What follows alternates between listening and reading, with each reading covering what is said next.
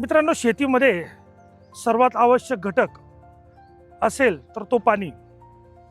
पाण्याशिवाय शेतीने याचा काही सामाजिक संस्थांनी विचार केला आणि शेतकऱ्यांच्या मदतीने नाला खोलीकरण असेल, नाला बांध बांधणे असेल, तर शेतकऱ्यांना सोबत घेऊन एक आपण पाहू शकता अशा प्रकारचा एक आगळा वेगळा प्रकल्प काही संस्थांनी हाती घेतला आहे.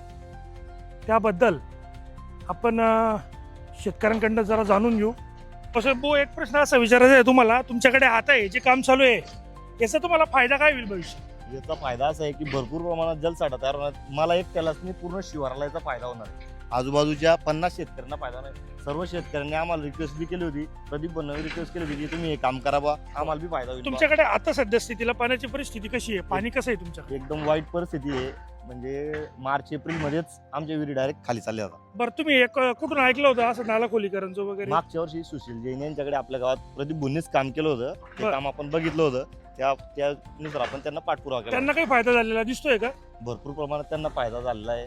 तिथं आजही पाणी आहे. मार्च एप्रिल मध्ये आजही तुम्ही बघायला गेले तर आजही तिथे पाणी आहे. एप्रिल महिन्यामध्ये सुद्धा पाणी आहे त्या नाल्यामध्ये किंवा विहिरींना पाणी आहे बुवा. तिथे केळीची लागवड झाली आहे आजूबाजूच्या क्षेत्रामध्ये. बच्चा, आपल्याकडे बाजरी सुद्धा येऊ शकत नाही, तिथे केळी येते.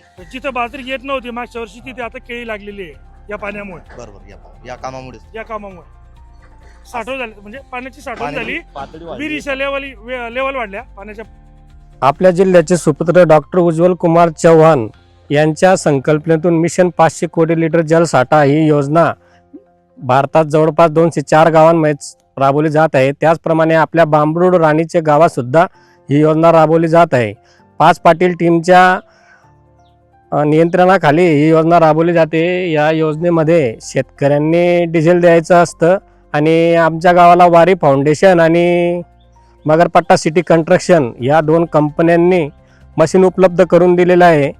आणि त्याच्यामुळे माझ्या गावात जवळपास मागच्या वर्षी 1 कोटी लिटर जलसाठा आपण केलेला आहे आणि या वर्षी 2 कोटी लिटर जलसाठ्याचे उद्दिष्ट माझ्या गावाचे आहे.